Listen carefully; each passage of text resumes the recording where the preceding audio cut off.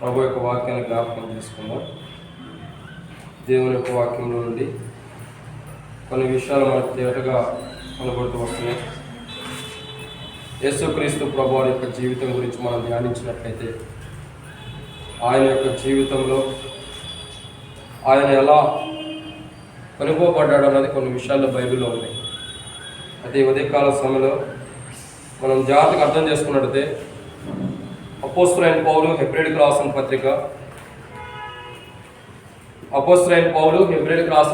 11వ అధ్యాయం. ఇక్కడ ఒక మాట కనపడుతుంది. అపోస్తలుడైన పౌలు హెబ్రీయులకు రాసిన పత్రిక 11వ అధ్యాయం 5వ వచనాన్ని అందరం కలిసి చదువుకుందాం. విశ్వాసమును బట్టి హానోకు మరణం చూడకుండా కొనిపోబడిను. అతడు కొనిపోబడక మునుపు దేవునికి ఇష్టడైనను సాక్ష్యం పొందెను. కాగా దేవుడు అతను కొనిపోయాను కనుక అతడు కొనబడను. ఈ వచనంలో 3 పర్యాయములు ఒకే మాట రాబడుతూ ఉంటుంది. ఏంటది అది?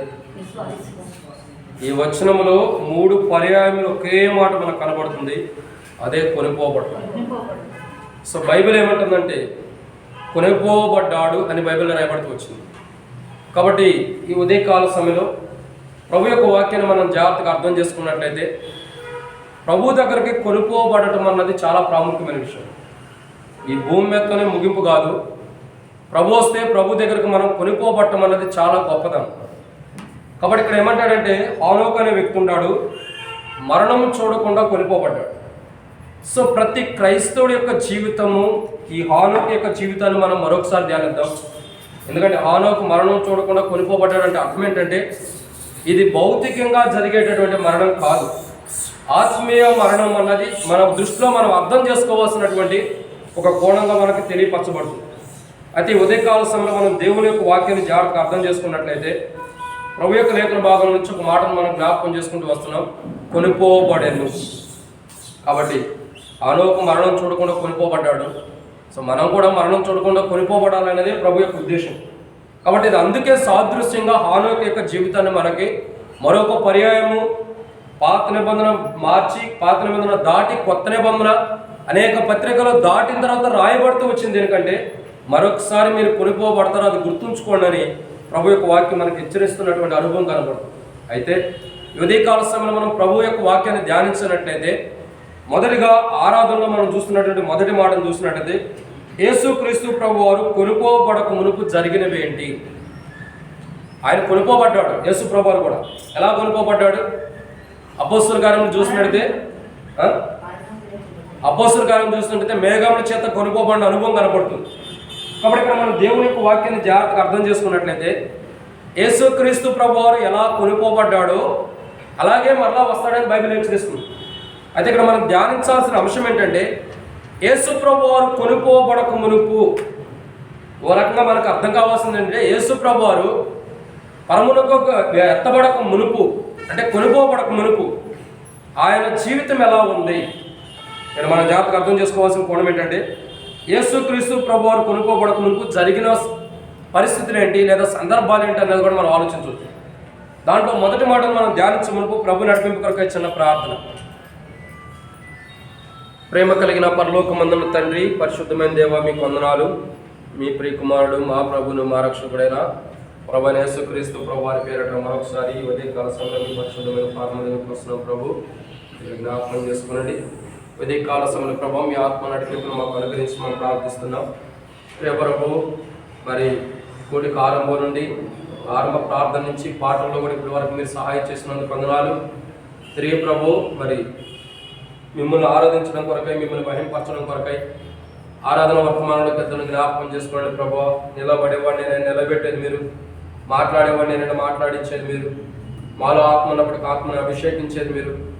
ప్రజలు మీ వారు వాక్యం మీది నా మటుకు నేను నిష్ప్రయాసమైన వాడిని నొప్పుకుంటూ దాసుడు యజమానుడి వైపు చూసినట్లు, దాసుడు యజమానుల వైపు చూసినట్లు ఈ ఉదయకాల సమయంలో మా కరుణ మీ వైపు వీక్షిస్తున్న ప్రభు మీరే నడిపించి మహిమ పొందండి.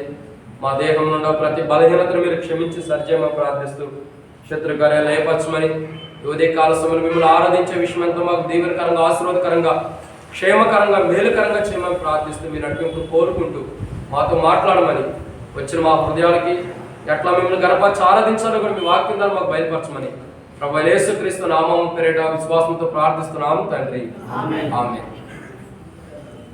కాబట్టి ఇక్కడ మనం దేవుని యొక్క వాక్యాన్ని జాగ్రత్తగా చూసినట్లయితే బైబిల్లో ఒక మాట రాయబడుతుంది. అపోస్తలుడైన పౌలు హెబ్రీయులకు రాసిన పత్రిక 11వ అధ్యాయంలో మనం జాగ్రత్త చూసినట్లయితే కొనిపోబడిన అనుభవం ఇక్కడ మనకు కనబడుతూ వస్తుంది. అతడు మరణం చూడకుండా కొనిపోబడింది. కాబట్టి బైబిల్ అంతా కూడా మనం తెలియపరుస్తున్న మాట ఏంటంటే, ఒక దినాన ప్రభు మనం తీసుకెళ్తాడన్న నిశ్చయత, విశ్వాసం ప్రభు మనకు అనుమతించేది. కాబట్టి ఉదయకాల సమయంలో మనం జాగ్రత్తగా అర్థం చేసుకున్నట్లయితే యేసుక్రీస్తు ప్రభు వారు కొనుక్కోబడక మునుపు జరిగేది ఏంటంటే చాలా విషయాలు ఉన్నాయి. వాటిలో ఒక 7 విషయాలు జ్ఞాపకం చేసుకుందాం రండి. దాంట్లో మొదటి మాటను మనం జాగ్రత్తగా చూసినట్టయితే యెషయా గ్రంథం 57వ అధ్యాయం. యెషయా గ్రంథము 57వ అధ్యాయము మొదటి వచనాన్ని ఒకసారి జ్ఞాపకం చేసుకుందాం. యెషయా గ్రంథం 57వ అధ్యాయం మొదటి వచనం.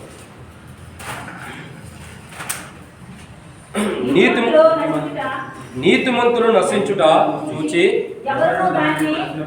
ఎవరునూ దానిని మనసును పెట్టరు, భక్తిహీనులైన వారు తీసుకొని పోబడుదురు. కీడు చూడకుండా నీతిమంతులు తీసుకొనబడుచున్నారు.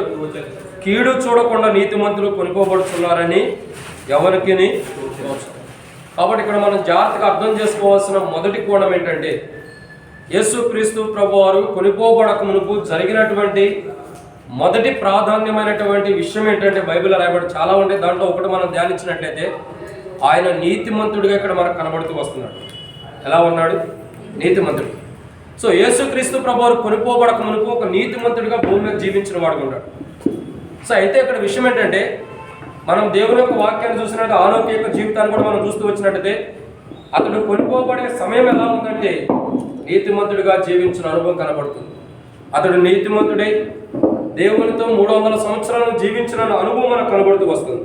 అయితే ఉదయ కాల సమయంలో దేవుని యొక్క వాక్యాన్ని జాగ్రత్తగా మనం ఆలోచించినట్టు ప్రేమ దేవుని బిడ్డలారా, మొదటి మాట ఏమని సెలవిస్తుందంటే, కొనుక్కోబడక మునుపు యేసుక్రీస్తు ప్రభువారు ఎలా ఉన్నాడంటే మొదటిగా ఆయన నీతిమంతుడిగా జీవిస్తున్నాడు. ఆయన నీతిమంతుడిగా జీవిస్తున్నాడు. సో ఆయన నీతిమంతుడిగా జీవించాడు కాబట్టి మనల్ని కూడా నీతిమంతుడిగా చేయడానికి ప్రభు ఇష్టపడుతున్నాడు. నీతిమంతుడిగా చేయబడితే ఏం జరుగుతుందంటే బైబిల్ రాయబడిన మాట, నీతిమంతుడిని జ్ఞాపకం చేసుకునుట ఏమైంది? ఆశీర్వాదకరం. సో మనం యేసుక్రీస్తు ప్రభువు నీతిమంతుడు కాబట్టే మనం ఆయన్ని జ్ఞాపకం చేసుకోవడం ద్వారా మనకు ఆశీర్వాదం వస్తుంది. సో మనం నీతిమంతుడు కాము, ఆయన నీతిమంతుడు. ఆయన నీతిమంతుడు అయ్యుండి ఆయన నీతిలో మనల్ని పాలివారిగా చేస్తున్నాడంటే ప్రభు ఎంత గొప్పవాడు. అందుకే బైబిల్ ఏమని రాయబడుతుందంటే, దేవుని యొక్క వాక్యాన్ని జాగ్రత్తగా అర్థం చేసుకున్నట్టు అపోస్తలుడైన పౌలు రోమీయులకు రాసిన పత్రికలో ఒక మాట రాయబడుతూ వచ్చింది. యేసు రక్తం ప్రతి పాపను మనం పవిత్రంగా చేయనున్న తర్వాత ఇక్కడ రాయబడిన మాట ఏంటంటే, ఆయన రక్తం మనల్ని నీతిమంతులుగా తీరుస్తుందని బైబిల్ రాయబడుతుంది. సో మొదట ఆయన నీతిమంతుడుగా ఉన్నాడు, తర్వాత మనం నీతిమంతులుగా తీర్చాడు. ఇక్కడ క్రైస్తవ జీవితం ఏంటంటే, మనం నీతిమంతులుగా జీవించినప్పుడు మనం అనేకులు కూడా నీతిమంతుల యొక్క మార్గంలో నడిపించేవారు ఉంటారు. కాబట్టి యేసుక్రీస్తు ప్రభువారు నీతిమంతుడు అయ్యుండి ఆయన అనేక మందిని ఎలాగైతే దేవుని మార్గాన్ని నడిపిస్తున్నాడో, అలాగే యేసు ప్రభువారు తన రక్తం ద్వారా కడిగి మనల్ని కూడా అనేక మందిని నీతిమంతులుగా చేసి అనేక మందిని దేవుని మార్గంలో నడిపించేవారుగా మనం నీతిమంతులుగా చేయలేము. కానీ ప్రభు రక్తమే నీతిమంతులు చేసి అనేకులు దేవుని మార్గంలో నడిపించేవారుగా ప్రభు సిద్ధపరిచిన కోణాన్ని బట్టి ప్రభుని ఆరాధించేద్దాం. మొదటిగా దేవుని యొక్క వాక్యం ఏమని సెలవిస్తుందంటే, ఆయన కొనుక్కోబడక మునుపు నీతిమంతుడిగా జీవించాడు. నీతిమంతుడు, యథార్థవంతుడు, పాపము లేనివాడు, ప్రత్యేకించబడిన అటువంటి అనుభవంలో ప్రభువుని భూమి మీద జీవించిన వాడు ఉన్నాడు. మొదటిగా మన కొరకు ఆయన ప్రత్యేకించబడిన వాడు ఉన్నాడు. మన కొరకైనా పాపంలో చేరకోకుండా, పాపంలో ఉండకోకుండా ఒక ప్రత్యేకమైన జీవితాన్ని మన కొరకు జీవించాడు ప్రభు. సో ఎందుకైనా కొనుక్కోబడక మునుపు ప్రత్యేకమైన జీవితాన్ని జీవించాడంటే మనల్ని నీతిమంతులుగా చేయడానికి. అర్థమైందండి? మొదటిగా ఆయన ప్రత్యేకమైన జీవితాన్ని జీవించాడు. ఎందుకు ప్రత్యేకమైన జీవితాన్ని జీవించాడంటే మనల్ని నీతిమంతులుగా చేయడానికి. ఇది మొదటి మాట. ఇక రెండవదిగా మనం దేవుని యొక్క వాక్యాన్ని చూసినట్టు దేవుని యొక్క వాక్యంలో యెషయా గ్రంథము 53వ అధ్యాయం 8వ వచనం. మొదటిగా ఆయన ప్రత్యేకంగా జీవిస్తూ వచ్చాడు కొనుక్కోబడుతుంది. రెండవదిగా యెషయా గ్రంథం 53వ అధ్యాయంలో ఒక మాట రాయబడుతుంది, చదవండి. 8వ వచనం. అన్యాయపు తీర్పు నొందిన వాడై అతడు కొనుక్కోబడెను. అతడు నా జనుల అతిక్రమమును బట్టి మొత్తబడిన కదా. చాలు. కాబట్టి మొదటిగా ఆయన కొనుక్కోబడ్డాడు. ఎలా కొనుక్కోబడ్డాడంటే ఇక్కడ మొదటి మాటలు మనం చూస్తున్నట్టయితే కొనుక్కోబడక మునుపు ఎలా ఉన్నాడు? ప్రత్యేకమైన జీవితాన్ని జీవించాడు. ఎందుకు జీవించాడు? మనల్ని నీతిమంతులుగా చేయడానికి ఆయన ప్రత్యేకమైన జీవితాన్ని జీవించాడు. ఇక రెండోదిగా మనం దేవుని యొక్క వాక్యాన్ని చూస్తున్నట్టయితే కొనుక్కోబడక మునుపు ఆయన ఏం చేస్తూ ఆయన ఎలా జీవిస్తూ వచ్చాడు, లేదా ఆయన జీవితం ఎలా ఉందంటే మొదటిగా ప్రత్యేకించబడ్డాడు. రెండోదిగా ఇక్కడ చూసినట్టయితే ఆయన కొనుక్కోబడక మునుపు ఎలా ఉన్నాడు? అన్యాయపు తీర్పు నొందిన వాడై ఏం చేయబడుతున్నాడు? అన్యాయపు తీర్పు నొందిన వాడే కొనుక్కోబడుతూ వస్తున్నాడు. అంటే అర్థం ఏంటి? అన్యాయపు తీర్పు అంటే అర్థం ఏంటంటే ఏ నేరము చేయకపోయినా నేరం మోపటమే అన్యాయం. ఆయన ఏ నేరం చేసినట్టు లేదు. బైబిల్లో మనం జాగ్రత్త చూసినట్టు కొత్త నిబంధనలో అనేక మంది యేసు ప్రభు వారి మీదకి వచ్చి ఈయన 3 దినాల్లో దేవాలయం పడగొట్టు కొడతానంటున్నాడు, దేవదోషం చేశాడని చెప్పి ఆయన మీద ఏ నేరం మోపపోయినా ఆయన మీద ఏం చేస్తూ వచ్చారు? అబద్ధాలు ఆడుతూ వచ్చారు. అంటే అర్థం ఏంటి? అన్యాయంగా ఆయన మీద తీర్పు ఇవ్వాలనే ఒక ఉద్దేశం మీద ఉంది. ఇంకా చూసినట్టు పిలాతు దగ్గరికి వెళ్ళినప్పుడు యేసు ప్రభువారు కాకుండా అక్కడ ఉన్నవారందరూ కూడా అంటారు కదా, యేసు ప్రభువారిని సిలువేయండి, ఎందుకంటే ఆయన పాపంలో ఒకటిగా ఆయన నుంచి ఆయన సిలువేయమన్న వారు ఉంటారు. వాస్తవం చూసినట్టే ఆయన ఏ తప్పు చేయలేదు, ఆయన ఏ పొరపాటు చేయలేదు, ఆయనలో ఏ బలహీనత మనకు కనబడలేదు. మనలో బలహీనత ఉండే, మనలో పొరపాట్లు ఉండే, మనలో అవిధేయత ఉంది. మనం తప్పిపోయిన వారు ఉన్నప్పటికీ ప్రభువులో ఏ బలహీనత లేకపోయినప్పటికీ కూడా ప్రభువులు అన్నారు కదా, ఇతనికి అన్యాయపు తీర్పు జరిగెను. ప్రభు తండ్రే సాక్ష్యం ఇస్తున్నాడు. అన్యాయపు తీర్పు నొందిన వాడైనా కుమారుడు కొనిపోబడ్డాడు. ఆయన ఏ తప్పు చేయకపోయినా, ఏ పొరపాటు చేయకపోయినా, ఏ బలహీనత లేకపోయినా, ఆయన ఏ పాపంలో కూరుకుపోయినా, ఆయన ఏ పాపానికి కూడా ప్రాధాన్యత ఇవ్వకపోయినప్పటికి కూడా పరిశుద్ధుడిగా ప్రత్యేకించబడిన వాడిగా ఆయన జీవించినప్పటికీ ఆయన యొక్క జీవితంలో ఆయన కొనిపోబడిన అనుభవం ఏంటంటే అన్యాయ తీర్పు చేత ఆయన కొనిపోబడ్డాడు. ఆయన ఏ పాపం చేయకపోయినప్పటికీ అన్యాయముగా కొనిపోబడుతూ వస్తున్నాడు. మొదటిగా ఆయన కొనిపోబడక మునుపు ఎలా ఉంటాడంటే ప్రత్యేకించబడి మనల్ని నీతిమంతులుగా చేస్తున్నాడు. రెండోదిగా ఆయన కొనిపోబడక మునుపు ఏం జరుగుతుందంటే అన్యాయపు తీర్పు నొందుతున్నాడు.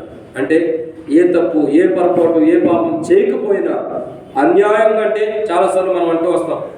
చాలాసార్లు మనం ఏమంటే అయ్యా వీడు ఏ నేరం చేయకపోయినా అన్యాయంగా వీడి మీద శిక్ష వేశారట, వీళ్ళు ఏ తప్పు చేయకపోయినా అన్యాయంగా వీడి మీద శిక్ష వేసామంట, తీర్పు తీర్చారట. అంటే అర్థం ఏంటి? ఏ తప్పు చేయలేదు కానీ తప్పు చేశాడని ఎంచటమే అన్యాయపు తీర్పు. యేసు ప్రభువు ఏ తప్పు చేయలేదు, ఏ పొరపాటు చేయకపోయినప్పటికీ ఆయన తప్పు చేశాడని ఎంచటమే ఒక అన్యాయపు తీర్పు ఆయన మీద మోపబడుతూ వచ్చింది. కాబట్టి బైబిల్ ఏం చేస్తుందంటే మొదటిగా ఆయన కొనిపోబడక మునుపు ఆయన ఎలా ఉన్నాడు? ప్రత్యేకించబడి వాడుకుంటాడు. ప్రత్యేకంగా మనం నీతిమంతులుగా చేశాడు. రెండు, ఆయన కొనిపోబడక మునుపు మనం ఏం చేస్తూ వచ్చాడంటే కొనిపోబడక మునుపు ఏం చేయబడుతూ వస్తున్నాడు? అన్యాయం అంటే ఏ నేరం, ఏ తప్పు చేయకపోయినా ఆయన మీద నింద మోపుతున్న వారు ఉంటారు.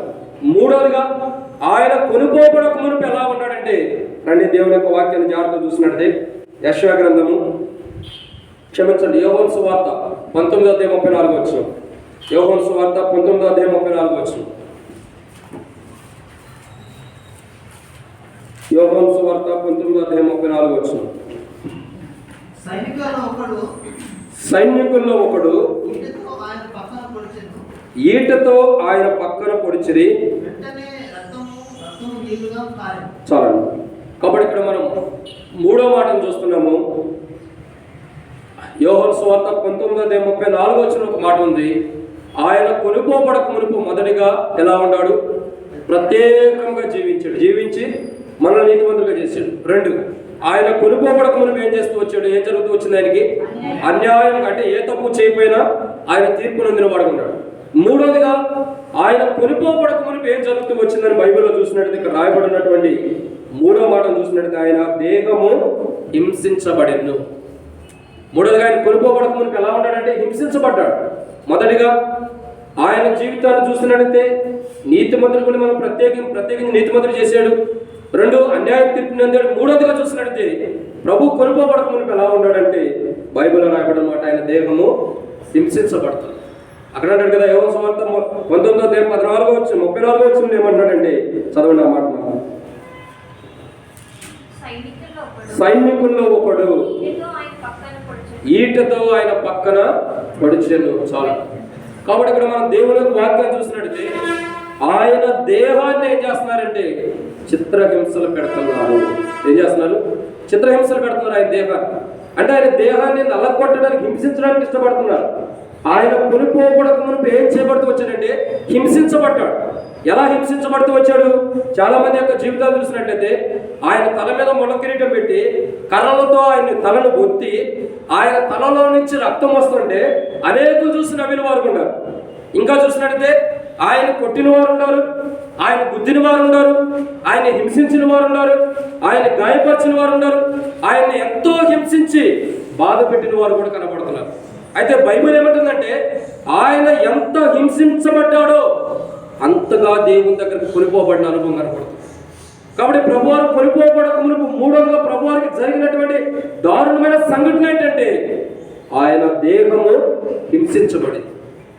చూడండి, దేహం హింసించబడుతుందంటే మాటల హింసల గురించి మనం చూసినట్లయితే దానియేలు గ్రంథంలో కనపడుతుంది. దానియేలు గ్రంథంలో ఉన్న హింసలు ఎలాంటివి? దానియేలు గ్రంథంలో రాజు ప్రతిమ చేసినప్పుడు ప్రతిమకు మొక్కనప్పుడు ఎక్కడ పడవేయబడుతున్నారు? సింహపు గుహలో, అగ్నిగుండంలో పడవేయబడుతున్న అనుభవాలు కూడా చూస్తున్నాం. అంటే హింసించబడటం అంటే ఒక మనుషుడు ప్రాణం తీసినంతగా బాధించడం. హింసించడం అంటే ఒక మనుషుడు ప్రాణం తీసినంతగా బాధించడం. అంటే ఇంకా ఆ వ్యక్తి అనుకుంటాడు, ఈ హింసలు పొందే కంటే నాకు చావే మంచిది అనుకుంటాడు. ఏమనుకుంటాడు? ఈ బాధలు, ఈ హింసలు, ఈ ఇబ్బందులు పడే కంటే నాకు చావే మంచిది, నేను చనిపోతేనే బాగుండేదేమో, ఈ బాధలు ఇబ్బందులు పడే కంటే నాకు ఎందుకు ఈ బాధలు, ఎందుకు నాకు ఈ శ్రమలు అని ఆ వ్యక్తి ఎంతో బాధపడతాడు. అదే అనుభవం యేసుప్రభువులో కూడా కనపడింది. ఎక్కడ? సువార్తలో యేసుప్రభు అంటాడు, తండ్రి నీ చిత్తమైతే ఈ గిన్నె నా యొద్ద నుండి ఏమంటాడు? తొలగించు. అయినను ఎక్కడ రాయబడింది అన్నమాట? చెప్పారుగా మత్తయి సువార్త, ఏం చెప్పాలి? లూకాసు సువార్త 22వ అధ్యాయం, లూకాసు సువార్త 22వ అధ్యాయం 42వ వచనం నుండి, తండ్రి ఈ గిన్నె నా యొద్ద నుండి తొలగించుటకు నీ చిత్తమైతే తొలగించుమైనను నా ఇష్టం కాదు నీ చిత్తమే సిద్ధించునుగా కానీ ప్రార్థించను. అంటే అర్థం ఏంటి? ఇక్కడ ప్రభువారు అంటే మరణాన్ని చూసి తట్టుకోలేనంత పరిస్థితి వచ్చింది. ఎందుకు మరణము తట్టుకోలేనంత స్థితి వచ్చింది? ఇప్పుడు ప్రభువారే అనేకులు స్వస్థతనిచ్చిన వాడే, అనేకులు తిరిగి లేపిన వాడే, అనేకులకు ఆరోగ్యాన్ని స్వస్థతనిచ్చిన వాడే. మరి ఈయనకి బలం లేదా? ఈయనకి శక్తి లేదా? ఈయనకి సామర్థ్యం లేదా? ఉంది. అయితే ఇక్కడ విషయం ఏంటంటే ఆయన ధరించినటువంటి శరీర క్రియలు చచ్చిపోతున్నాయి. ఆయన ధరించుకున్న శరీరం ఏమైపోతుందంటే చచ్చిపోయే స్థితికి వచ్చింది. ఆయన ఏ శరీరాన్ని ధరించుకున్నాడో ఆ శరీరం అంతా కూడా చనిపోయి ఇప్పుడు దేవుని యొక్క ఆత్మ ద్వారా పురుకొలిపితో బలము కలిగి దేవుని యొక్క పునరుద్ధానాన్ని బట్టి బలవంతుడవుతున్నాడు. అందుకే బైబిల్ ఉంది, క్రీస్తు యేసునందున్న కృప చేత ఏం కావాలా? బలహీనుడు ఉండు, బలవంతుడు కమ్ము. క్రీస్తు యేసునందున్న కృప చేత బలవంతుడు కమ్ము. ఇక్కడ బైబిల్ ఏమైనా హెచ్చరిస్తుందంటే యేసు క్రీస్తు ప్రభువారు శరీర విషయంలో భూమి మీద మానవ స్వభావం శరీర రక్తమాంసం కలిగిన వాడు వచ్చాడు. కాబట్టి ఆ రక్తమాంసంలో ఉన్న బలహీనత బయటకు వచ్చినప్పుడు యేసు ప్రభువారు మనలాంటి వాళ్ళైతే ఏం చేస్తాం? మనలో ఉన్న బలహీనత బయటకు వచ్చినప్పుడు, నా దేహంలో బలహీనత ఉంది, దాన్ని కట్టుకోలేని స్థితిలో ఉన్నప్పుడు ఇక్కడ నిలబడలేను, ఏం చేస్తాను? నేను నిలబడలేను, నా వల్ల కాదని చెప్పి బయటికి వెళ్ళిపోతా విశ్రాంతి తీసుకోవడానికి వెళ్తాను. కానీ యేసుక్రీస్తు ప్రభువారు ఏంటంటే ఆయన దేహంలో బలహీనత వచ్చినప్పుడు కూడా, అందుకంటాడు కదా, ఆత్మ సిద్ధమే కానీ శరీరము బలహీనమైన. చూడటానికి ఆత్మ సిద్ధంగానే ఉంది, ఆత్మ విషయంలో డౌట్ ఏం లేదు. దేవుని ఆత్మ, నా ఆత్మ, నా తండ్రి ఆత్మ, నేను ఆయన కుమారుడు కాబట్టి మా ఆత్మ కలిసే ఉంది, ఆత్మ విషయంలో డౌట్ లేదు. ఇక్కడ నేను ధరించిన శరీరం, నేను ధరించుకుని ఒక రక్తమాంసం కలిగి ఈ భూమి మీదకి వచ్చినటువంటి దేహం మాత్రం బలహీనంగా ఉంది. అందుకే ప్రభు అంటాడు కదా, ఆ బలహీనంగా ఎందుకు ఉంది? ఎందుకు బలహీనమైందంటే దానికి ముంగట ప్రజలు చేసిన కార్యాలు కనబడుతున్నాయి. లోకసువార్త మనం చూసినట్లయితే 22వ అధ్యాయంలో యేసుక్రీస్తు ప్రభువు పస్కా పండుగ ఆచరించిన తర్వాత ఆయన పట్టుకున్నప్పుడు ఆయన కొట్టుకుని ముఖం మీద గుద్ది తలకు ముళ్ళ కిరీటం పెట్టి కొరడాలతో కొట్టించి గాయపరిచి బాధపరిచి ఆయన ఎంతగానో హింసించిన అనుభవం తర్వాత కూడా మనం చూస్తున్నాం. దానికి ముందర చూసినట్లయితే మానవుల యొక్క పాప భారాన్ని ప్రభు చూసి ఇలాగ ఉంటుంది అని భరించలేని స్థితిలోకి వచ్చేసాడు. అట్లాంటప్పుడు తండ్రి అంటున్నాడు, తండ్రి ఇక్కడ రాయబడిన మాట చూసినట్టయితే 43వ వచనంలో, అప్పుడు పరలోకం నుండి ఒక దూత ఆయన కనబడి ఆయనను బలపరిచాడు. శరీరం ఎంత బలహీనంగా ఉందో, ఎంత బలహీనమైపోతూ వచ్చిందో, ఎంతగా శరీరం బాధపడుతూ దుఃఖపడుతూ మనోవేదనతో ఉందో, ఆ బలహీనమైన శరీరం అంతటిని కూడా తండ్రి యొక్క ఆత్మ ద్వారా జయించిన వాడుకుంటాడు. కాబట్టి ఇక్కడ నేను ఎందుకు చెబుతున్నానంటే ఈ కార్యక్రమం తర్వాత ఎన్నో జరుగుతూ వచ్చింది. లోకసువార్త 22వ అధ్యాయం 42వ వచనం తర్వాత నుండి అసలైన ప్రభువుని హింసించినటువంటి క్రియలు ఆరంభించబడుతూ వచ్చింది. అప్పటికి క్రియలు ఆరంభించబడక మునిపే తండ్రి నేను తట్టుకోలేనంటే ఇంక ఈ క్రియలు ఆరంభించబడినప్పుడు తట్టుకోగలుగుతామా? ఇప్పటికే దేహంలో బాధ ఉంది, దీనికే తట్టుకోలేనప్పుడు రోడ్డు ఏమిటి వెళ్ళేటప్పుడు ఏదైనా యాక్సిడెంట్ జరిగితే ఇక దీన్నే తట్టుకుంటామా, దాన్ని తట్టుకుంటామా? భరించలేము. కానీ ప్రభు దాన్ని భరించాడు, దీన్ని అంటే రెండింటిని భరించుకుంటూ సిలువని చేయించిన వాడు ఉన్నాడు. కార్యం ఏంటి తెలుసా? తండ్రి ద్వారా బలపరచబడిన అనుభవాన్ని బట్టి.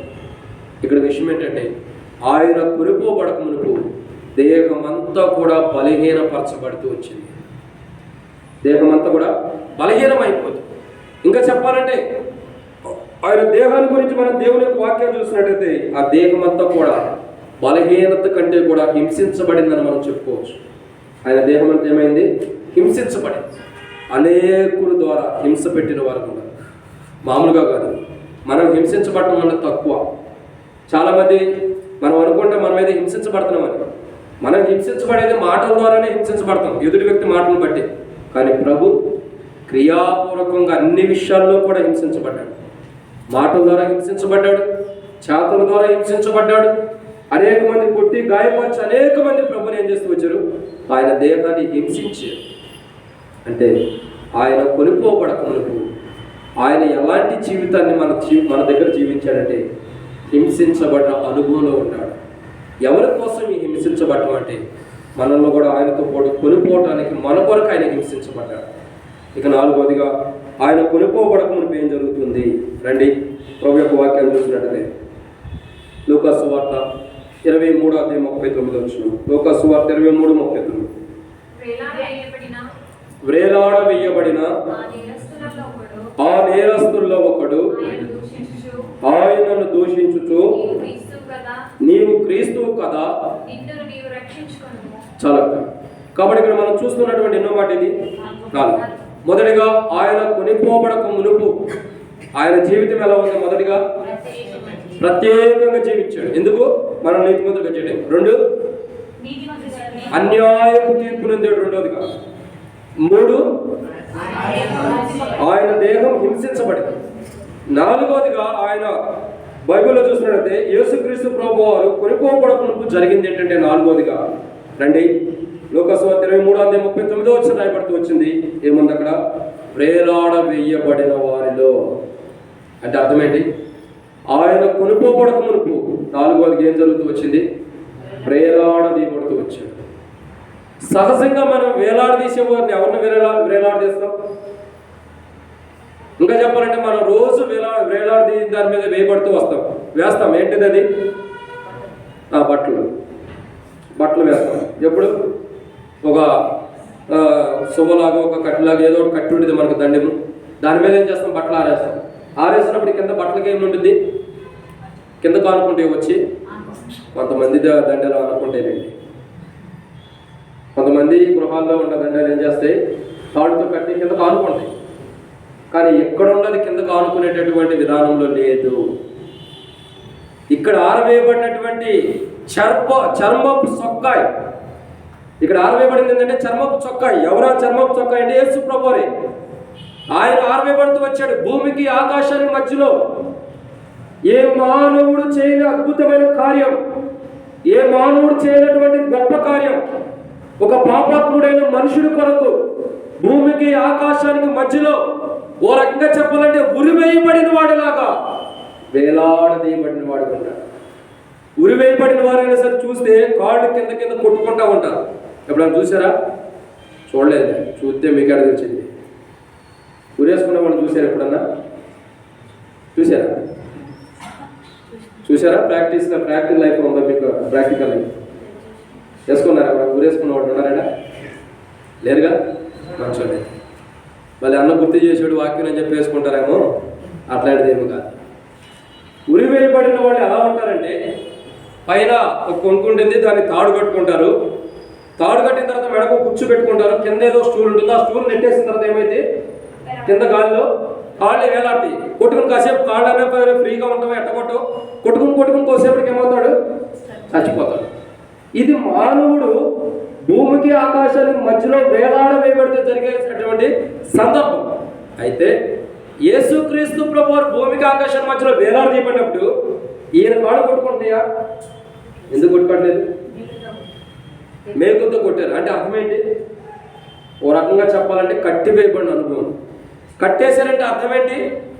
ఇప్పుడు చూడండి, బయట ఎవరైనా చనిపోతే ఏం చేస్తారు? చెప్పండి, పర్లేదు. కాళ్ళు కట్టేస్తారు. మనోళ్ళు కట్టేస్తారు. లేదు, కట్టేసేవాళ్ళు చాలా మంది ఉన్నారు. కాళ్ళు కట్టేస్తారు. ఎందుకు? ఇప్పుడు చూసారా? మీకు అనుభవం ఉంది. కాళ్ళు కట్టేస్తారు ఎందుకు? మళ్ళీ వాళ్ళు లేచి వెళ్ళిపోతారేమోనని కాళ్ళు కట్టేస్తారు. వాళ్ళు లెగకుండా సచ్చినోడు ఎటు చచ్చిపోయి మళ్ళీ లెగవద్దు అట్టే కొడుకని కాళ్ళు కట్టేస్తారు. కాళ్ళు కట్టేసిన తర్వాత కలుగుతాయా? కథలో ఎందుకంటున్నామంటే యేసు ప్రభు వారు బతికున్నప్పుడే చచ్చిపోయాడని అర్థం చేసుకుని కాళ్ళు కట్టేసిన వారు ఉన్నారు అక్కడ. ఆయన బ్రతికుండగానే చచ్చిన వాడు కింద కట్టారు. ఆయన బ్రతికుండగానే ఆయన చనిపోయిన వాడుగా చచ్చిన శవములాగా ఆయన్ని ఒక మనుషుడు ఊహించిన అనుభవం అక్కడ కనబడుతుంది. భూమికి ఆకాశాన్ని మధ్యలో వేలాడవేయబడి కాళ్ళు కదలలేక, చేతులు కదలలేక, ఏమీ కదలలేక నిస్సహాయ స్థితిలో ఉంటాడంటే అర్థం ఏంటంటే మానవుడు కొరకు ఓపికతో ఓర్చుకున్న అనుభవం కనబడుతుంది. ఆయన కొనుక్కోబడక మునుపు కొన్ని దినముల మునుపు, కొన్ని గడియల మునుపు జరుగుతున్నటువంటి సందర్భం ఏంటంటే భూమికి ఆకాశానికి అటు భూమి మీదకి వెళ్తే ఇటు భూమి మీద అయితే ప్రభు సృష్టించాడు. ఆకాశము ఆయనే సృష్టించాడు, మధ్యలో భాగము ఆయనే నియమించాడు. అయితే అటు తండ్రి దగ్గరికి కొనుక్కోబడుకోకుండా ఇటు భూమి మీద తన ప్రజల దగ్గరికి కాకుండా భూమికి ఆకాశాల మధ్యలో శూన్యంలో ప్రభు యేసు ప్రభు వారిని వేలాడి తీసిన అనుభవం కనబడుతుంది. ఎందుకు ఇంత చేయబడుతూ వస్తుందంటే ఆయన కొనిపోవటానికి ముంగట జరుగుతున్న సందర్భం ఎందుకు వేలాడదీయబడిందంటే మనం అలా చనిపోకుండా ఉండటం కొరకే. చాలామంది ఉరి పెట్టుకోవటాలంటే బిర్యానీ తిన్నంత సంతోషంగా పెట్టేసుకుంటారు. చాలామంది ఉరి పెట్టుకుని చచ్చిపోవడం, ఆత్మహత్యలు చేసుకోవడం అంటే చాలా సింపుల్గా అనుకుంటాం. చూడు, నీ కొరకు, నా కొరకు, మనందరి కొరకు ఆత్మహత్య చేసుకోలేదు, కానీ అలా చేయబడిన వాడుగా కనబడుతున్నాడు యేసు ప్రభువు. మన కొరకు ఆయన చనిపోతే, మన కొరకు ఆయన ప్రాణం పెడితే మనం ఎవరో కోసం మనం ఎందుకు ప్రాణం పెట్టాలా? ఎవరి కోసమో మనం ఎందుకు చనిపోవాలా? చాలామంది ఉంటారు, స్కూల్లో మార్కులు రానందుకు చచ్చిపోతారు, ఇంకా తల్లిదండ్రులు తిట్టినందుకు చచ్చిపోతారు, ఇంకా ఎవరో పక్కన ఏదో తిట్టినందుకు చచ్చిపోతాడు. వీళ్ళందరికంటే డిఫరెంట్ అయిన రోల్ కూడా ఉంటారు. వాళ్ళెవరు? బాగా గుర్తుంది అక్కకి. ఎవరు? ప్రేమికులు. ఏదో అమ్మాయి కాదనుకో చచ్చిపోతారు. నాకు తెలిసిన ఒక వ్యక్తి అలాగే చనిపోతూ వచ్చాడు రీసెంట్గా. డిసెంబర్కి వెళ్ళి పరిచయం చేసి వచ్చాము. అక్కడ పరిచయం చేసి వచ్చిన తర్వాత కొన్ని రోజుల కాలం చనిపోతూ వచ్చాడు. ఎందుకు చనిపోయాడని అక్కడ సేవకుడు చెబితే ఎవరో ఒక అమ్మాయిని ప్రేమించాడంట. ఆ అమ్మాయి కాదన్నందుకు ఏం చేశాడు? భూమి మీద చచ్చిపోయాడు. ఆకాశానికి భూమికి మధ్యలో ఎలాంటి దిగాడు. ఏం చేయబడుతూ వచ్చాడు? ఒక ట్రైన్కి వెళ్ళే ట్రైన్ గుద్దుకుని చచ్చిపోయాడు. ఆత్మహత్య చేసుకున్నాడు. ఎందుకంటే ఎవరో ఒకరు కాదన్నందుకు. అసలు వాళ్ళు ఎవరు నేను కాదంటానికి? వాళ్ళు కాదన్నది ఏ విషయాల్లో? భూ సంబంధమైన విషయాల్లో కాదన్నారు. కానీ నువ్వు ఏ విషయాల్లో? భూ సంబంధమైన విషయాలు ఆలోచిస్తున్నావు. మీకు ఒక విషయం తెలుసా, అతడు రక్షించబడి మారుమనసు పొంది బాప్తిజం పొంది కూడా ఆత్మహత్య చేసుకున్నాడు. ఇప్పుడు అతను పరలోకానికి వెళ్తాడా నరకానికి వెళ్తాడు? కరెక్ట్గా ఆలోచించి చెప్పండి, తొందరపడి చెప్పదు, కరెక్ట్గా చెప్పండి. ఎట్లా చెప్తున్నారు? ఆత్మహత్య చేసుకున్న నరకానికి వెళ్తారా? ఉందా చెప్పండి, ఉందా? ఏంటి పిలుపు? ఎట్ట పిలుస్తాడు? పిలుపు అంటే అందరికి వినపడి దాన్ని రా అంటాడా? మరి ఎట్లా చనిపోయాడు? నరకానికి ఎట్లా వెళ్తాడు? బైబిల్లో ఉంది, ప్రకటన గ్రంథం రాయబడుతూ వచ్చింది, పిరికి వారు, అవిశ్వాసులు, అబద్ధికులు, నరహంతకులు, మాంత్రికులు మండు అగ్నిగుణంలో పాల్పొందరు. ఇది రెండవ మరణం. అంటే అర్థమేంటి? పిరికితనముతో, భయముతో, భయం అన్న పిరికితనం అన్న సమస్తం కూడా ఒకటి. ఒక విషయాన్ని జయించలేక దొరకలేదన్నటువంటి భయము, బాధతో ఏం చేస్తాడు? ఆత్మహత్య చేసుకున్నాడు. తద్వారా ఏం జరుగుతూ వచ్చింది? ఖచ్చితంగా నరకమే, పరలోక రాజ్యం అయితే ఉండదు. దానికి కూడా వాస్తవం ప్రేమది అనమాట.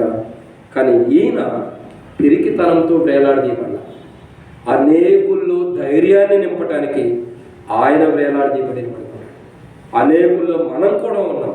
మనకు కూడా ధైర్యాన్ని, మనకు కూడా ఒక విశ్వాసాన్ని నింపడం కొరకై ఆయన మన కొరకు ఏం చేయబడ్డాడు? వేలాడదీయబడ్డాడు. ఆయన కొనుక్కోబడక ముందు 4 రోజులుగా జరిగిందేంటి? వేలాడదీయబడ్డాడు మన కొరకు. అంటే ఆత్మహత్య చేసినంత సమీపంగా ఆయన వెళ్ళిన అనుభవం కనబడుతుంది. ఇక 4వదిగా చూద్దామండి. 5వదిగా యేసుక్రీస్తు ప్రభువు కొనుక్కోబడక ముందు జరిగింది ఏంటి? మార్క్స్ వార్త 15:24. మార్క్స్ వార్త 15:24. మార్క్స్ వార్త 15:24. వారు ఆయనను సిలువ వేసి ఆయన వస్త్రముల భాగం ఎవరికి రావాలనో చీట్లు వేసి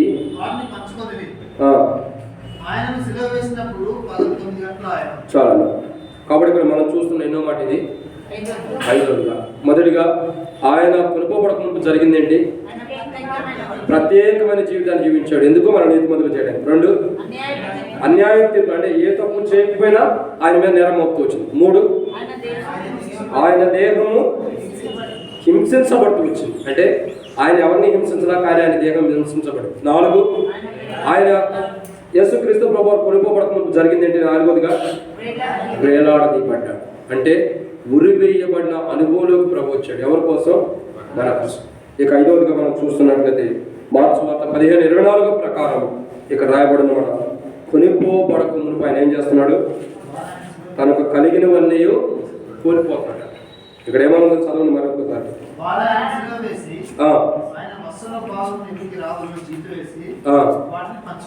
చాలా వస్త్రాలు తీసేసారు కాబట్టే పంచుకుంటున్నారు. ఆయన మీద ఉండగా పంచుకుంటారా? వస్త్రాలు ఆయన మీద ఉండగా పంచుకుంటారా? ఎప్పుడు పంచుకుంటున్నారు? వస్త్రాలన్నీ కూడా లాగి వేసుకున్న తర్వాత అప్పుడు ఏం చేస్తున్నారు? పంచుకుంటున్నారు. అంటే ఎవరి పేరట వచ్చిందో, ఎవరి పేరట ఏ భాగం వచ్చిందో పంచుకుందాం. నాకు తల భాగం కావాలి, నాకు నడుము భాగం కావాలి, నాకు కాళ్ళు భాగం కావాలి. ఒక్కొక్కడు ఒక్కో రీతిలో పంచుకుంటున్నారు. ఇది నాది. ఇంకే బైబిల్లో ఉంది. ఒకడు అపోల్లో వాడను, ఒకడు క్రీస్తు వాడను, ఒకడు కేఫా వాడను అంటే కుదరదు. నేను కేఫా వాడిని, నేను అపోల్లో వాడిని అంటే ఇది విభజించబడడానికి క్రీస్తు ఏమైనా విభజించబడ్డా? క్రీస్తు ఏమైనా విభజించబడ్డా? దేహం అలాగే కనపడుతుంది, దేహం శిలువ మీద అలాగే ఒకటిగా కనపడుతుంది. కానీ కింద ఉన్నటువంటి ఆయన వస్త్రాలు ఏం చేస్తున్నారు? విడివిడిగా పంచుకుంటున్నారు.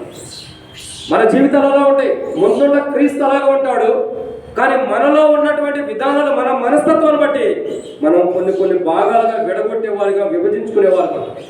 నాకు ఇది కావాలి, నాకు అది కావాలి, నాకు ఇది కావాలని మనం విడగొట్టుకుని విభజించుకునేవారు ఉంటాం. మన స్థితి ఏంటంటే విడగొట్టేవారు ఉంటాం.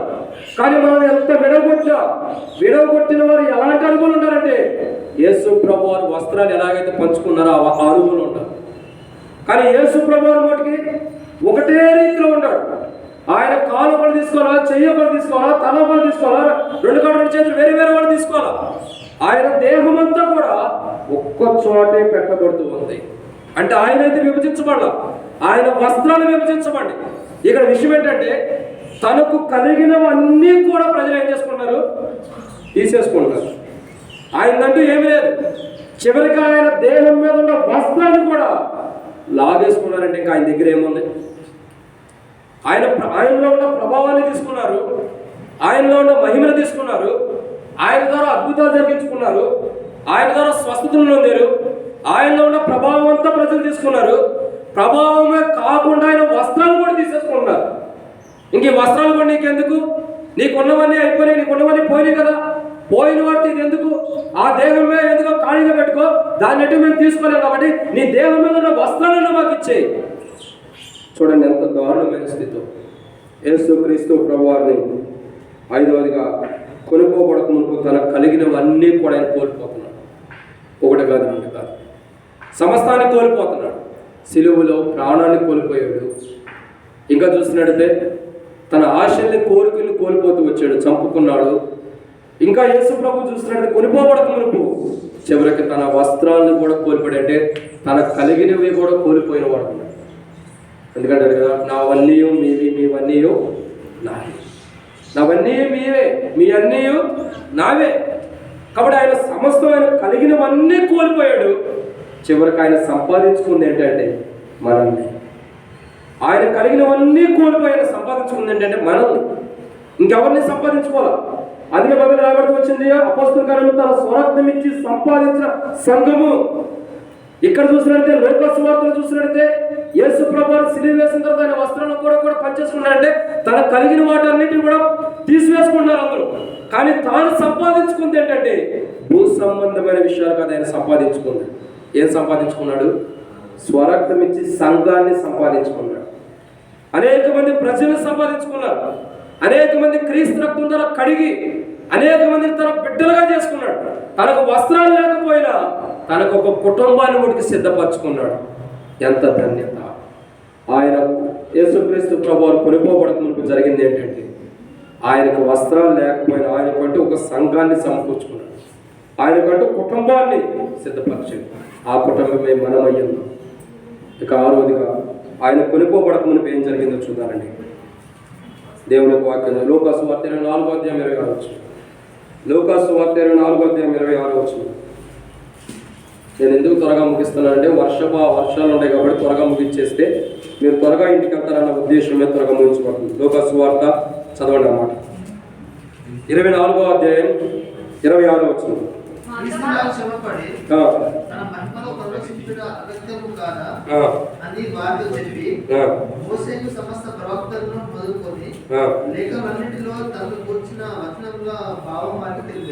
చాలండి.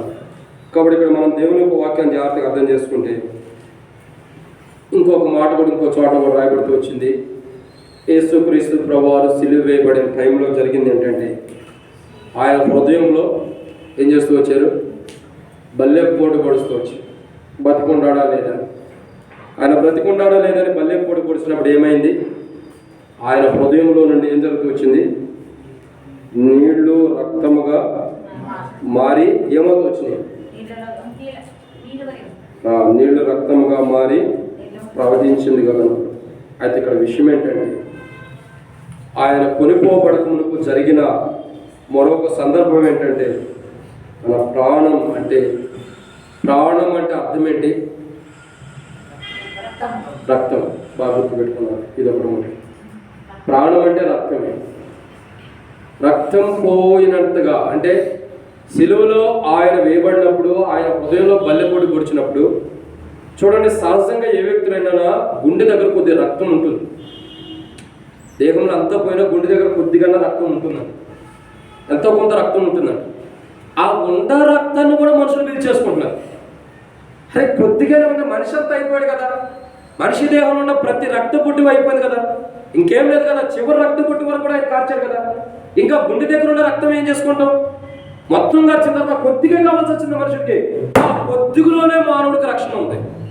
ఆ కొద్దిగలోనే మానవుడికి నిజమైన రక్షణ కనబడుతుంది.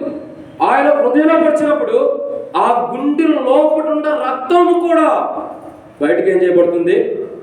బయటకు వచ్చేస్తున్నట్టు. గుండెలో రక్తం ఉంటుందా ఉండదా? ఉంటుందా? నిజంగా చెప్పండి, డౌట్గా చెప్పొద్దు, నిజంగా చెప్పండి. అదే పంపింగ్ అంటే అక్కడ రక్తం బ్లడ్ ఎంతో సర్క్యులేషన్ జరుగుతున్నట్టే కదా.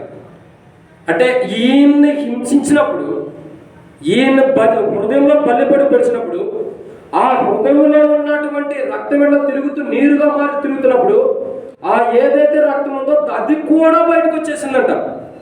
అంటే చివరి రక్త పొట్టు కూడా, అంటే తనకంటే ఏమించుకోవాలంటే తన ప్రాణాన్నే మన కొరకు ఇవ్వటానికి కూడా ఇష్టపడిన అనుభవం కనబడుతుంది. రక్తం విడిచిపెట్టిన రక్తం పోయిందంటే అర్థమంటే ప్రాణమే పోయినట్టు. తన ప్రాణం అంటే చివరి ప్రాణపు సమయం వరకు కూడా మనల్ని ప్రేమించాడు. ఆయన కొనిపోబడక మునుపు, యేసుక్రీస్తు ప్రభువారు భూమి మీద నుండి కొనిపోబడక మునుపు జరిగిన ఆరో సందర్భం ఏంటంటే ఆయన చివరి రక్తం, అంటే ఆయన ప్రాణం పోయేంతగా, ఆయన ప్రాణం పోయే వరకు కూడా మనల్ని ప్రేమిస్తూనే ఉన్నాడు. ఆయన ప్రేమించాడు లేదా?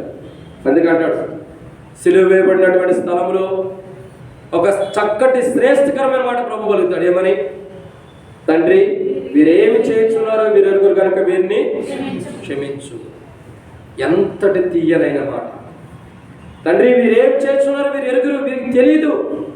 వాస్తవమేంటో అవాస్తవమేంటో, ఏది నిజమో ఏది అబద్ధమో, అసలు ఎవరిని వీళ్ళు సిలివేస్తున్నారో కూడా వారికి తెలియదు. ఎవరి ప్రాణం తీసుకున్నారో కూడా వారికి తెలియదు. దయచేసి నా ప్రాణం పోయిన పర్లా వీరి ప్రాణాలు కూడా రక్షించు. తండ్రి, మీరు ఏం చేస్తున్నారు మీరు ఎరుగురంటే యేసు ప్రభు వారి ప్రాణం తీస్తున్నారని వారు ఎరుగురు. అయితే యేసు ప్రభు అన్నారు కదా, వీరిని క్షమించంటే వారి ప్రాణాలు కూడా కాపాడు. వారు నా ప్రాణం తీసిన వారి ప్రాణాలని కాపాడు. అంటే తన ప్రాణం కంటే కూడా చివరి రక్త పొట్టు వరకు కూడా, అంటే చివరి రక్త పొట్టు గుండెలో ఉన్నప్పుడుగా గుండెలో నుండి కూడా బయటికి వచ్చినప్పుడు కూడా ఒక మనిషిని ఇంకా ప్రేమిస్తూనే ఉన్నాడు కానీ ద్వేషించడు. ఎందుకు చెప్తున్నాడంటే గుండెలో ఏదైనా గుచ్చుకుందంటే మానవుడు విలవల్లాడిపోతాడు, తట్టుకోలేడు. గుండెకి ఏదైనా దెబ్బ తగిలితే మానవుడు తట్టుకోలేడు. నువ్వు దేనికన్నా దెబ్బలు కొద్దిసేపు కాదు కొద్దిసేపు అన్నా ఓర్చుకుంటే దెబ్బ తగ్గింది. గుండెకి ఒక బాధ నొప్పిగా వచ్చిందంటే దాన్ని తట్టుకోవడం ఎవరి వల్ల కాదు. ఎందుకు తెలుసా?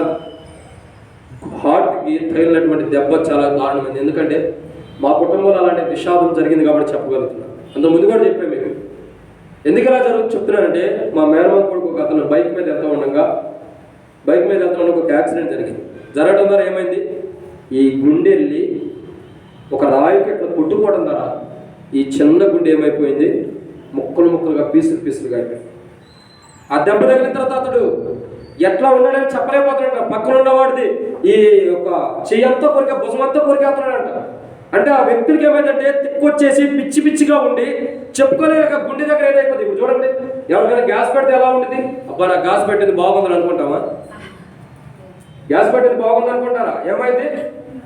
ఇటు తిరుగుతారు తట్టుకోలేరు, పట్టగొట్టుకుంటారు, అది కొట్టుకుంటారు. అమ్మో రాయిలాగా ఉంది, రౌతులాగా ఉంది, గట్టిగా ఉంది, ఎట్టుందని హాస్పిటల్ వరకు ఎత్తాం మనం కూడా. ఎందుకు? గ్యాస్ పట్టేసినప్పుడు ఆ గుండె దగ్గరకు వచ్చినప్పుడు తట్టుకోలేవు, ఆ ఓపికని, ఆ బాధని, ఆ నొప్పిని తట్టుకోలేవు. దానికంటే డేంజర్ ఏంటంటే హార్ట్ స్ట్రోక్ కొంత సమయం ఉంటుంది కానీ నొప్పి ఎక్కువ ఉంటుంది. హార్ట్ స్ట్రోక్ అనేది నొప్పి ఎక్కువ ఉంటుంది. గుండె నొప్పి వచ్చినప్పుడు ఎక్కువసేపు వచ్చింది. కానీ హార్ట్ అటాక్ ఒక్క నిమిషంలోనే ముగించింది. అంటే అర్థమేంటి? హార్ట్ అటాక్ వచ్చినప్పుడు ఎంతసేపు ఉంటుంది? హార్ట్ అటాక్ అంటే అర్థమేంటి? గ్యాస్ పైకి తనటం ద్వారా హార్ట్ అటాక్ అంటారు. అంటే ఒక్కసారి పైకి తనటం ఏమైతే గుండె ఆగిపోయింది, ఆ గ్యాస్లో గుండె ఆగిపోతుంది. అదే హార్ట్ స్ట్రోక్ అంటే గుండెకి ఒక బ్లడ్ అనేది క్లాట్ అయినప్పుడు కొట్టుకుంటూ వస్తుంది. ఇప్పుడు అక్క చెప్పినట్టు బ్లడ్ అనేది కొద్దిగా దాన్ని ప్యూరిఫై చేసే టైంలో ఈ గుండె ఏమైంది కొట్టుకుంటూ ఉంటుంది. బ్లడ్ క్లాట్ అయినప్పుడు టకటకని కొట్టుకుంటూ ఆ నొప్పే మనకు హార్ట్ స్ట్రోక్ వస్తుంది. అప్పుడు మనం హాస్పిటల్ తీసుకెళ్ళినప్పుడు యాంజియోగ్రామ్ చేసి స్టంట్ వేస్తే మనం బ్రతుకుతాం. కానీ హార్ట్ అటాక్ వచ్చినాడు ఏడ బతుకుతాడు? సమాధిలో ఉంటాడు. కాబట్టి ఎందుకే మాట్లాడి ఆ గుండెకి తగిలే నొప్పి మానవుడు తట్టుకోలేనంత బాధ. దేహంలో ఏ నొప్పి వచ్చిన ఇప్పుడు కాదు, కొంచెంసేపు తగ్గిపోయింది. కానీ ప్రభు యేసుక్రీస్తు ప్రభు వారి గుండెకి తగిలినటువంటి నొప్పి ఎప్పటికీ తట్టుకోలేనంత నొప్పి. కావాలంటే మీరు ట్రై చేసి చూసుకోండి. మీ గుండెకి మీరు ఏదైనా పొడుచుకొని చూసుకోండి. సహజంగా మనం కొట్టుకుంటేనే మనం తట్టుకోలేం అంటారు. ఏమంటారో సహజంగా మన గుండెకి ఏదైనా కొట్టుకుంటేనే మనం తట్టుకోలేం. కానీ యేసు ప్రభువారు ఈ ప్రక్కటి ముక్కుల్లో నుండి గుచ్చుకుంటా ఈ గుండె దగ్గరికి వెళ్ళి ఆ లోపల ఉన్న రక్తాన్ని తగిలి ఆ రక్తము మరలా ఈ లోపల నుండి ఈ ఎముకల్లో కూడా, ఈ దేహంలో కూడా, ప్రక్కట ఎముకల్లో కూడా బయటకు వచ్చి అతని మొహం మీద పడుతుందంటే ఎంత కార్యం జరిగి ఉండేది. ఈ గుండెలో ఉన్న రక్తం పోవటానికి ఈ ప్రక్కట ఎముకల్లో నుంచి ఇక్కడి నుంచి పొడుచుకుంటూ వెళ్తే కానీ ఇక్కడ రక్తం రాదు. ఎక్కడ రక్తం వచ్చింది? ఏడు పొడుచుకుంటూ వచ్చిందా? ఇక్కడ నుండి, అంటే ఆయన ప్రక్కట ఎముకలు దగ్గరలో నుండి పొడుచుకుంటూ వెళ్తే అప్పుడు గుండె దగ్గరికి వెళ్తే ఆ రక్తం ఎక్కడుందో అక్కడికి వెళ్ళి తగలుతుందా ఆ రక్తం కిందకు వచ్చేసి. అంటే ఎంతగా ఆయన హింసించబడ్డాడు, ఎంతగా ఆయన గాయపరచబడ్డాడంటే మన ఊహకు మించింది. ఎన్నిసార్లు వాక్యం ధ్యానించినా మన క్రొత్తదనమే ఉంటుంది. ఎందుకు? ఆయన త్యాగం అంత క్రొత్తదనంగా కనపడింది, ఆయన చేసిన అద్భుతం అలా ఉంది. కాబట్టి ప్రేమ ఆయన కొనిపోబడుతున్నట్టు ఆయన గుండె అంతా కూడా చిత్రహింస చేయబడింది. అయితే ఆయన ప్రాణం తీసివేయబడుతున్నట్టు ఆయన బ్రతికుండగానే ఆయన గుండెను పొడిచారంటే ఎంత దారుణం చెప్పండి. చచ్చిపోయిన తర్వాత ఏదైనా పొడిస్తే అది వేరు, బతికుండగానే పొడిచారంటే బాధ ఎట్లుండేది ఆలోచించారు. అంత బాధతో కూడా అంటాడు కదా, తండ్రి వీరేం చేయించున్నారు, వీరు క్షమించు. గుండెలో బాధ ఉంటా, గుండెలో భరించలేనంత బాధ ఉంటా. తండ్రి వీరేం చేయించున్నారు, వీరు ఎరగమంటున్నాడు, వీరు ఎరుగురు, వీరు క్షమించాలంటే ఆ గుండెలో వస్తున్న నొప్పి కంటే ఒక పాపికి రక్షణ గొప్పదని ఇచ్చాడు. కాబట్టి ఒక పాపాత్ముడు రక్షణ పొందుతున్న విధానాన్ని ప్రభు చూసి ఈ గుండె నొప్పినే మర్చిపోయాడంటే అంత గొప్పవాడు. ఆ గుండె నొప్పినే మర్చిపోయి ఒక పాపికి రక్షణ వస్తుందన్న సంతోషంగా అనుభవిస్తున్నాడంటే ఆయన ఎంతటి గొప్పవాడు. అందుకే యోహాను సువార్తలో ఒక మాట రాయబడుతుంది. ఏమని రాయబడుతుంది తెలుసా? స్త్రీ ప్రసవ దినాలు వచ్చినప్పుడు ఆమె అనుకునేదంట, ఆ వేదన బాధ వచ్చినప్పుడు, అయ్యో నేను అనవసరంగా గర్భం ధరించేనే ఈ నొప్పులు బాధలు ఎందుకు అని బాధపడిద్దంట. ఆ బాధపడితే ఒక అరగంట గంట, ఆ తర్వాత అమ్మట బిడ్డకి జన్మనివ్వగానే అనుకునేదంట, నొప్పులు వస్తే వచ్చినాయి కానీ నేను ఓ బిడ్డకి జన్మనిచ్చాను అంటే అర్థమేంటి? అప్పుడు దాకా నొప్పులు బాధపడింది, ఇప్పుడు ఏమైపోతుంది? సంతోషిస్తుంది. మరి ఒక అరగంట ముందరే నొప్పులు బాధపడింది, మరి అరగంట తర్వాత సంతోషిస్తుందండి. ఎందుకు? ఒక బిడ్డకి జన్మనిచ్చాను. తాను పడ్డ నొప్పులన్నింటినీ మర్చిపోతుంది. యేసు ప్రభువారు కూడా ఆయన ఏ గుండె లోపడైతే బాధపడ్డాడు, ఏ గుండె అయితే ఆయన చేల్చబడిన ఆ గుండె ఎందుకంటే మన కొరకు, మనకు రక్షణ ఇవ్వడం. ఆ గుండెలో సంతోషం ఎప్పుడు ఉందంటే మనం రక్షించబడ్డాం. రక్షణ పొందిన మనం ఇప్పటికీ ఆయన హృదయంలో సంతోషపడ్డారంటే ఆ గుండె మన కొరకు చేర్చబడిందని ఎరిగి అది మన కొరకే చేర్చబడింది అన్నటువంటి సంతోషంతో మనం ఆయన ఆరాధించడం నేర్చుకుంటే, హృదయమార సంతోషంగా ఆయన ఆరాధిస్తే అప్పుడు మన కొరకు చేర్చబడిన గుండె, మన కొరకు ఆ గుండెలో ఉన్న చివరి రక్తపొట్టు కూడా కాదు కదా, ఆ రక్తపొట్టే మనల్ని కడిగాడు కదా, ఆ రక్తపొట్టే సంతోషించిందంట, ఆ ప్రాణమే సంతోషించింది. వా ఎవరి కోసమైతే నా గుండెలో ఉన్న రక్తపొట్టు తీసారో వాళ్లే రక్షించబడి వాళ్ళే నన్ను ఆరాధిస్తున్నారు.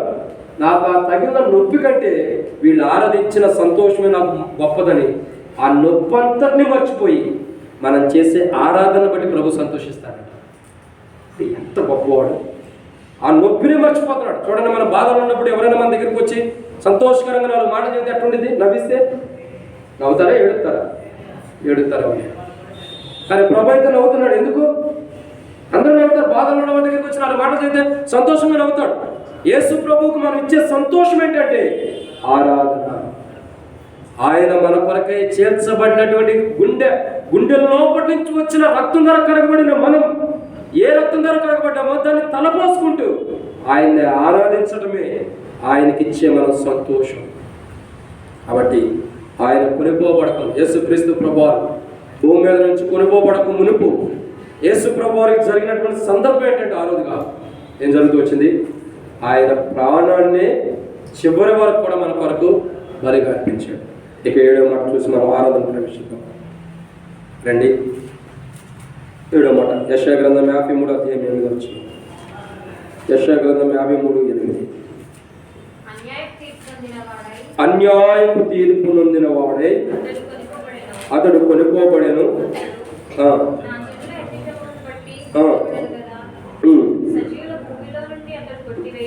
చాలా. కాబట్టి 7వదిగా మనం చూస్తున్నటువంటి మాట చూస్తున్నట్లయితే ఇప్పుడు 6 విషయాలు చెప్పారు. మొదటిగా ఆయన కొనుక్కోబడక మునుపు భూమి మీద ఏం జరిగింది? ప్రత్యేకంగా జీవించాడు. ఎందుకు? మన నీతిమంతులు చేయడం. 2, అన్యాయం తీర్పు పొందాడు, ఏ తప్పు చేయలేదు. 3, ఆయన దేహం హింసించబడింది. 4, వేలాడవేయబడుతూ వచ్చాడు. 5, వస్త్రాలు అంటే తన కలిగినవన్నీ కోల్పోయాడు. 6,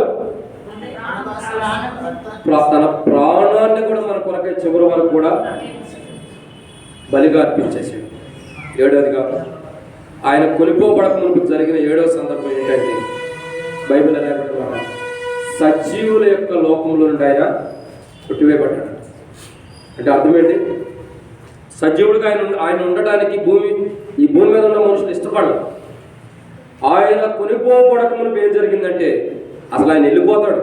ఆయన ఎల్లక మునిపే ప్రజలు ఏం చేస్తూ వచ్చారు? సజీవుల లోకం నుండి ఆయన్ని కొట్టివేసి. అంటే సజీవుల యొక్క లోకం అంటే బ్రతికున్నవారని అర్థం. బ్రతికున్న లోకం నుండి ఆయన్ని చచ్చిన వాడికి ఎంచుతూ వచ్చారు. ఆయన బ్రతికుండడం అంటే అర్థం ఏంటి? మనలో జీవం ఉంటుందా? మనం బ్రతికున్నాం, సజీవులు ఉన్నాం. మనలో జీవం లేకపోతే బ్రతికున్నాం.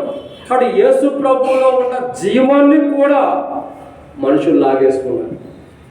ఆయనలో జీవమే లేకుండా నిత్యత్వంలో ఉండే జీవం కలిగినటువంటి ప్రభు భూమి మీద ఉన్న శరీరంలో ఉన్న జీవాన్ని లాక్కున్నారు, కానీ నిత్యత్వంలో ఉన్న జీవాన్ని వాళ్ళు లాక్కోలేకపోయారు. బైబిల్ ఏమంటుందంటే 7వదిగా ఆయన సజీవుల యొక్క భూమి మీద నుంచి కొట్టివేయబడ్డాడు. సజీవులు అంటే భూమి మీద నివసిస్తున్నటువంటి ప్రజల యొక్క వినికుడిలో నుండి, ప్రజల యొక్క భూమి మీద జీవిస్తున్న ప్రజల యొక్క స్థలాల్లో నుండి, ప్రజల యొక్క హృదయాల్లో నుండి కొట్టివేయబడ్డాడు. చూడండి ఎంత దారుణమైన స్థితిలో అన్యాయం తీర్పునందుకు సజీవుల భూమి నుండి అతడు కొట్టివేయబడ్డాడంటే అర్థం ఏంటి? ఇక లేడని అర్థం. చూడండి, ఇప్పుడు మనం ఎవరైనా సరే ఈ ఆదివారం ఉండేవాళ్ళు వచ్చే ఆదివారం లేరంటే ఏమంటాం? లేదా పోయిన ఆదివారం ఉండేవాళ్ళు ఈ ఆదివారం లేరు అనుకో, ప్రభు మధ్యలో పిలవబడితే ఏమంటాం? దేవుని దగ్గరికి వెళ్ళిపోయాడను, కొనుక్కోబడ్డాడనో, తీసుకుపోబడ్డాడనో, వెళ్ళిపోయాడు, దేవుడు పిలిచాడనా. అంటే అర్థం ఏంటి? ఈ భూమి మీద అతడు సజీవుల్లో ఉండటానికి అర్హత లేకుండా కొట్టివేయబడ్డాడు. భూమి మీద ఉండడు. ప్రభు కూడా మన కొరకై ఆయన కొట్టివేయబడి పరమునకు కొనిపోబడిన అనుభవం కనబడుతుంది. ఏమని దేవుడు విన్నారా? యెషయా గ్రంథం 53:8 ప్రభు చెబుతున్నటువంటి మాట సజీవుల లెక్కలో ఉంటాయి. అంటే ఆయన జీవాన్ని కూడా మన కొరకు కోల్పోయాడు. ఆయనలో ఉన్న మనం ఎక్కువ రోజులు బ్రతకాలని మనకు ఉందా లేదా? చెప్పండి, నిజంగా చెప్పండి, వాస్తవంగా చెప్పండి. అర్థం కాదు కదా? ఎక్కువ రోజులు మనం బతకాలని ఉందా లేదా? ఉండవాళ్ళు చేయగలుగుతుండే. ఎక్కువ రోజులు బతకాలని ఉండవాడు, తక్కువ రోజులు అన్నవాడు, ఎక్కువ రోజులు బతకాలని ఉండవాడు. ఎక్కువ రోజులు మీకు ఉండాలని లేదేడా? యథార్థంగా ఒప్పుకున్నవాడు దాన్ని కనికరించబడతాడు. అందరికి ఎక్కువ రోజులు ఉండాలనే మన కోరిక. భూమి మీద ఎక్కువ రోజులు ఉండాలా? ఎక్కువ రోజులు ఉండి ఈ కష్టాలన్నీ పోవాలా? ఒక మంచి కారు కావాలా? మంచి బిల్డింగ్ కావాలా? మంచిగా ఆస్తి ఐశ్వర్యం ఉండి బ్యాంక్ బ్యాలెన్స్ కొన్ని కోట్లు ఉంటే కూర్చోకుండా తినే జీవితం కావాలని కోరుకుంటాం. ఆ తర్వాత మనం అడక్కోకుండా వచ్చే కొన్ని ఉంటాయి, షుగరు, బీపీ, గ్యాస్ ట్రబుల్, అవి మనం అడక్కోకుండా.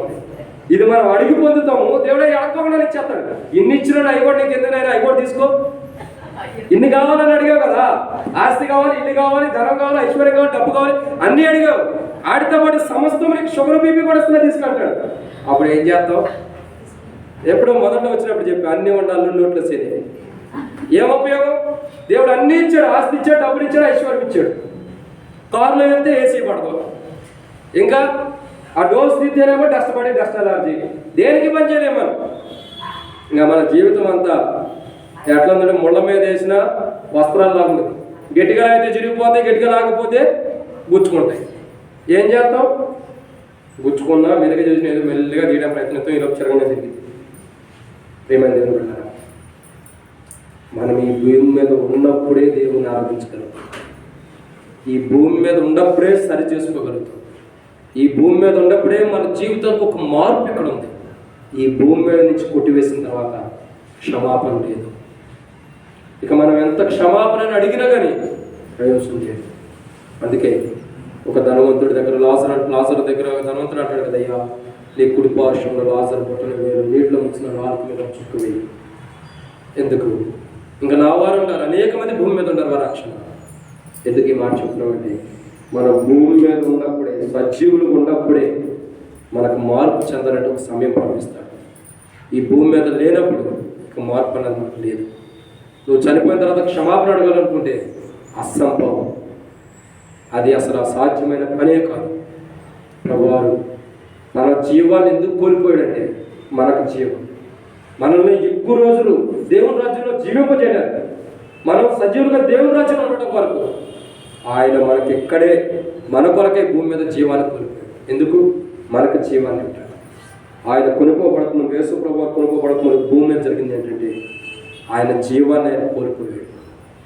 ఆయనలో ఉన్న జీవం అంటే ఆయన దేహంలో ఉన్న జీవాన్ని కోల్పోయి నిత్యత్వంలో ఉన్న జీవాన్ని మనకు అనుగ్రహించాడు. కాబట్టి అట్లాంటి ప్రభువుని మనం ఆరాధించాలి. ఆయన కొనుక్కోబడక మునుపు ఏం జరుగుతూ వచ్చినాయి? మొదటిగా ఆయన ప్రత్యేకమైన జీవితాన్ని జీవించాడు. 2, అన్యాయ తీర్పు ఉంది. 3, దేహము హింసించబడింది. 4, వేలాడదీయబడింది. 5, కలిగినవన్నీ కోల్పోయాడు. 6, తన ప్రాణాన్ని మన కొరకు బలిగా ఇస్తానికి తన ప్రాణం కంటే ఎక్కువగా మనం ప్రేమించాడు. 6, 7, సజీవుల లెక్కలో నుండి కొట్టివేయబడ్డాడు. ఎందుకు? ఆయనలో ఉన్న జీవం ఆయన కొట్టివేసుకుని ఆ జీవాన్ని మనకిచ్చాడు. ఆ జీవాన్ని పొందిన మనం జీవం కలిగిన వారు అంటే సజీవుడు అంటే ఎవరు? బ్రతికుండేవారు. సో మనలో ఉన్న జీవాన్ని బట్టి మనం ప్రభువుని ఆరాధించాలి. అంటే మనలో ఉన్న ప్రభువుని బట్టి మనం ఆరాధించాలి. మనలో ప్రభు ఎంతవరకు జీవిస్తున్నాడో దాన్ని బట్టి ప్రభువుని ఆరాధించాలి. మనం ఆరాధన ప్రవేశించము